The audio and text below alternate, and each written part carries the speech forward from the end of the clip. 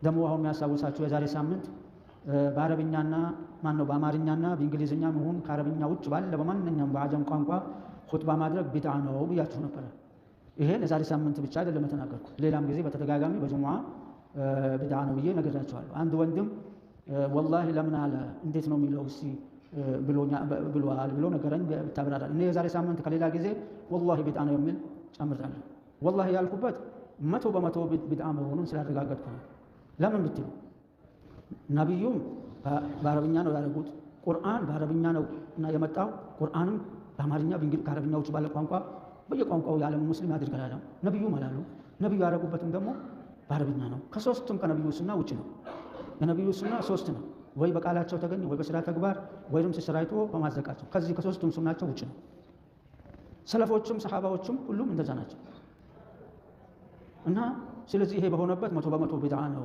በአሁን ጊዜ ጭራሽ ሱና እንደሆነ መሽሩዕ እንደሆነ አድርጎ ሐምደላህ ወሰላቱ ዐላ ነብዩ ብቻ በአረብኛ ያደረጉና አማርኛውን አደረጉት። ከየት መጡት? ያ ሱብሃንአላህ። ቢስሚላህ ወሰላቱ ወሰላሙ ዐላ ረሱሊላህ ኢና ሊላሂ ወኢና ኢለይሂ ራጂዑን።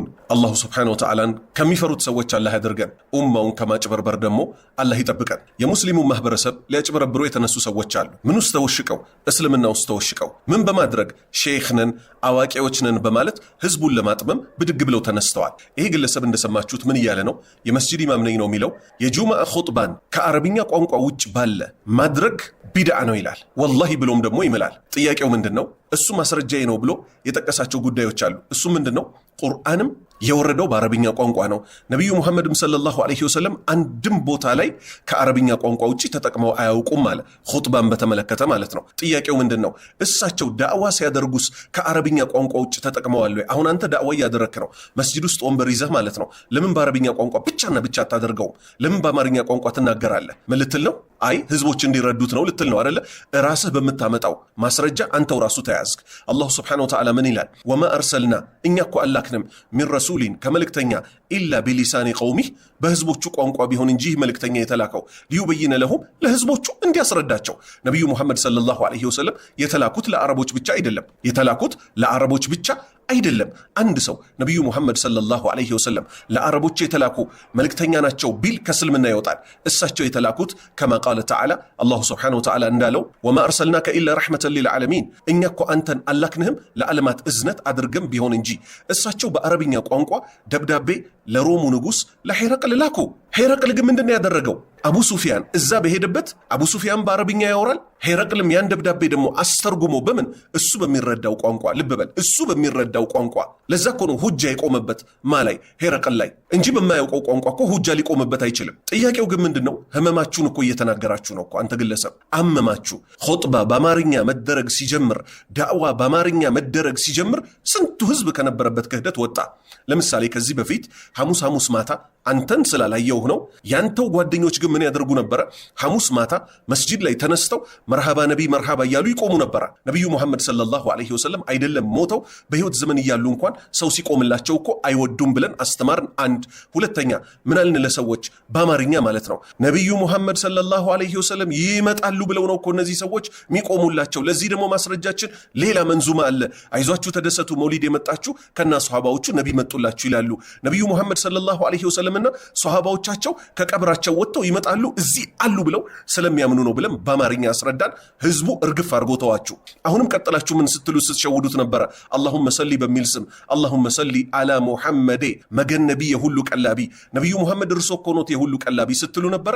ለህዝቡ በቋንቋው በአማርኛ ተርጉመን አስተማር ነው የሁሉ ቀላቢ። ነቢዩ ሙሐመድንም ሰለላሁ ዐለይሂ ወሰለም ሲቀልባቸው የኖረው እኮ አላሁ ስብሓነሁ ወተዓላ ነው አልን። አሁንም ህዝቡ ነቃባችሁ፣ ትቷችሁ ሄደ። ቀጠላችሁ ሰላሜ አላ ገውሰል ዒባዲ ዳኢመን ቢላ አደድ እያላችሁ ደግሞ የቃጥባሪዎችን ክህደት ለህዝብ ስታስፋፉ ነበረ። ትርጉሙ ምን ማለት ነው? እናንተ የባሪያዎች የጭንቅ ገላጋይ የሆናችሁት ሰላም በእናንተ ላይ ይሁን። የባሪያዎች የጭንቅ ገላጋይ የቃጥባሪ ሼኽም አይደለም፣ ነቢዩ ሙሐመድም አይደለም፣ የአብሬት ሼኾችም አይደሉም። አላህ ብቻ ነው የባሪያዎች የጭንቅ ገላጋይ ብለን በአማርኛ፣ በጉራጊኛ፣ በኦሮምኛ፣ በትግርኛ ሰዎች በሚረዱት ቋንቋ ተነገረ። ሰዎች ነቁ። ያልከስየው ሼኽ እየተባለ በአረብኛ የሚባሉ ነገሮች ነበሩ። በስልጥኛም በተለያዩ ቋንቋዎችም ተነገረ። ሰዎች ከቃጥባሬ፣ ከአብሬት፣ ከአልከሶ፣ ከአሊጎንደር ከመሳሰሉት አምልኮዎች ወጡ። እንዲህ ነው ሰው ይሰውሉና አለ ዙይነ ለሁም ሱኡ አዕማሊሂም ፈረአሁ ሐሰና ሌላ ምን ይባላል? እና ቢድዓ ነው፣ አሁንም ቢድዓ ነው። እኔ ሱንይ ነኝ፣ እኔ ሰለፊይ ነኝ የሚሉ እነሱን አሁን ያሰጋቡታሉ። ሁሉንም ሰው አሳሳቱት። እኛ እኮ እዚህ ህዝብ ፊት መድረክ ላይ የምንሆነው ማንንም ለማስቀየም ማንንም እንደው በጥላቻ ለመናገር አይደለም። ሐቁን ያመነበትን ሐቅ ማንንም ሳንፈራ ልንናገር ነው እና ማንንም ይስራው ማንንም ያድርገው ቢድዓ እስከሆነ ድረስ ቢድዓ ነው። ስለዚህ አላህን አትፈሩም ወይ? ጭራሽ ብለህ ደግሞ ምን ብለሃል? ዙይነ ለሁ ሱኡ አዕማሊሂ ፈረዐሁ ሐሰና። መጥፎ ስራቸውን እኮ የእኛን እንግዲህ አሁን ምንን ኹጥባን በአማርኛ ማድረጋችንን ዙይነ ለሁ ሱኡ አዕማሊሂ መጥፎ ስራዎቻቸው ፈረዐሁ ሐሰና መልካም ተደርገው እኮ ተሸልመው ታዩዋቸው አልክ። ለህዝብ በቋንቋው ማስረዳትን መጥፎ ስራ አድርገህ እሺ የእናንተ ስራ ምን ሊባል ነው? ክህደት መታሰራጩትን የቃጥባሪ አምላኪዎች አሉ። ከአባታችን አደም በፊት አንድ ግለሰብ ነበረ። ማን የሚባል? አቡል ጀበል የሚባል የልቅናውማ ሁል በስራ አላህ ሹሙ እኮ ነው ሸልሞ ፈጠረ። በፊት ተሰራ ጉዳውን ልናገረው የአደም ጭቃ ነው እጁን አተኮረው ነበር ያሳመረ ሌሎች ያቦኩ ይህ ለምን አልተናገርክም? እውነት አንተ ምን ብለሃል? ማንንም አልፈራም ብለሃል አይደለ? ማንንም ካልፈራህ አንተን የከበቡህን የቃጥባሬ ኮፍያ የሚለብሱት ክህደት ላይ የወደቁትን ሰዎች ለምን አላስጠነቀካቸውም? ከአደም በፊት የቃጥባሬ ሼክ የተባለው እኮ አቡል ጀበል ቦታው ላይ ነበረ፣ ጭቃውን የሚያቦካው እሱ ነው ሲሉ ለምን አልተናገርክም? ቀጠልክና ደግሞ ምን አልክ? ቢድዓ እስከሆነ ድረስ ቢድዓ ነው ብለህ ጮክ ብለህ ተናገርክ። እሺ መውሊድስ? የአብሬት መውሊድስ? የቃጥባሬ መውሊድስ? የቦረናውስ? ኑር ሁሴን ቀብር ላይ የሚጠወፈው ጠዋፍ ለምን ይሄን ሁሉ መናገር አቃተ? ስለዚህ አንተ በፍጹም አላህ የምትፈራ ሰው አይደለም። ሰላም አለይኩም ያ ሸይኻና። ያው አላህ ጀለ ወዐላ የማታውቁትን ለሚያውቁ ጠይቁ ይላል እና ብዙ ሰው በስሜት ፍርድ ሲሰጥ እናስተውላለን እና ሁሉንም ነገር አላህ ያላለውን ሐላል ሐራም ያላለውን ማለቱም አስፈላጊ አይደለም እና ከዚህም ጋር ተንተርሶ የሚነሳ ጉዳይ አለ። ያ ምንድነው? ከጫት ጉዳይ ጋር ማለትም ስለሱም መልእክት ይኖራቸዋል እና በሁክሙ ጉዳይስ ምን ይሉናል? ሁክሙ ምንድነው? በሸሪዓ በሱ ጉዳይ ላይ የምታስተላልፉት ለወጣቱም እንዲሁም ቤተሰብ ለሚያስተዳድርም ምን አይነት መልእክትን ያስተላልፉልናል? ጀዛኩሙላሁ ኸይረን። ቢስሚላህ ወልሐምዱሊላህ ወሰላቱ ወሰላሙ ዐላ ረሱሊላህ ወባዕድ። ጫት ሐላል ነው ወይ ሐራም ነው የሚል ጥያቄ ነው። ከጫት አንዳንድ ወጣቶች በጫት ድንበር ያልፋሉ፣ ከልክ ያልፋሉ ማለት ሲቅዶች እንኳን ውጭ ሀገር ሄደው ይቃ ማምጣት የጀመሩ ወጣቶች እኔም ያውቃቸው ጫት ከአቅም በላይ እየቃም ቁጭ ብለው ብቻ 10 በላይ ላክልኝ 20 15 እያሉ ሲቅሙ ብሩን ይጨርሱትና ቤተሰባቸውን እና ራሳቸውን እና አጋጉል ቦታ የሚጥሉ አሉ። ይሄ በጭራሽ የሚገባ ነገር አይደለም። አላህን ሊፈሩ ይገባቸዋል። ስርዓት ሊይዙ ይገባቸዋል። ሁሉም ነገር በሚዛን መሆን አለበት።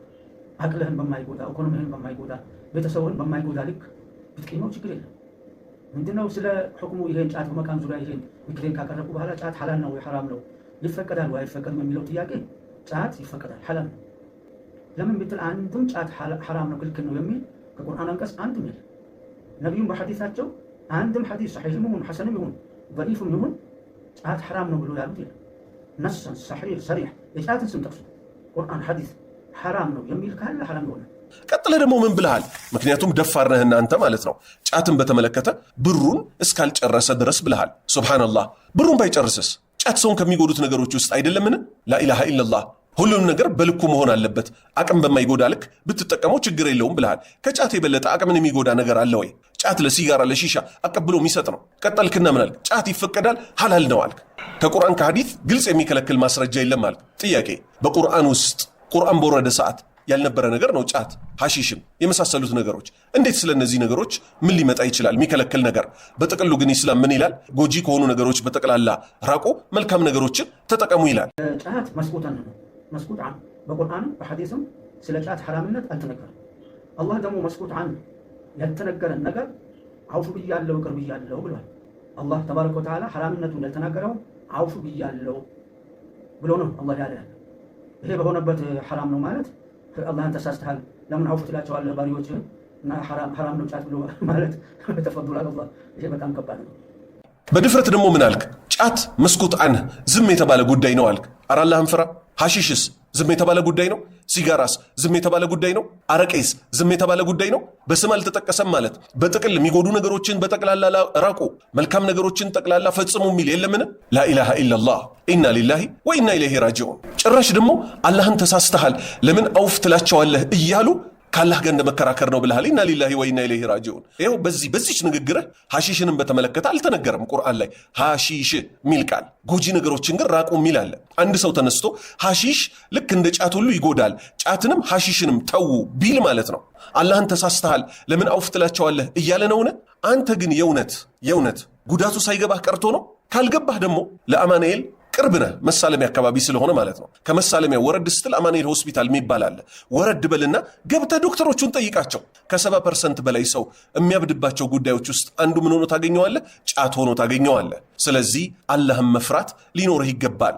ዝም ተብሏል ደግሞ አትበል። አላሁ ስብሓነሁ ወተዓላ እያንዳንዱን ነገር በዝርዝር ሳይሆን የተናገረው በጥቅሉ ተናግሯል። ጎጂ ነገሮችን ራቁ ያለ ሲሆን ታዲያ ለልጅህ ለምን አትሰጠው? ጫቱን ለልጅህ ገና 3 ዓመት 4 ዓመት ለሆነው ምጥን ምግብ ከምትሰጠው ይልቅ ጫቱን ውገጥና አድቅቀህ ስጠው። ወጣት ሲቅመው መጥፎ፣ ሼኽ የተባለ ሰው ሲቅመው ደግሞ መልካም አድርገህ አታቀርበው። ለሸህም ለወጣትም እማይሆን እሾህ የሆነ መርዝ ነው ጫት ማለት። አላህ መፍራት ስለሌለህ ግን ካባህን ለብሰህ በድፍረት ይህን ተናግረሃል። እኛ ደግሞ ባላህ ፍቃድ ይህንን ከማጋለጥ ወደ ኋላ አንልም። አላህም ይረዳናል። ወሰለላሁ ወሰለም ወባሪክ አላ ነቢይና ሙሐመድ ወአላ አሊሂ ወሰሕቢሂ አጅመዒን።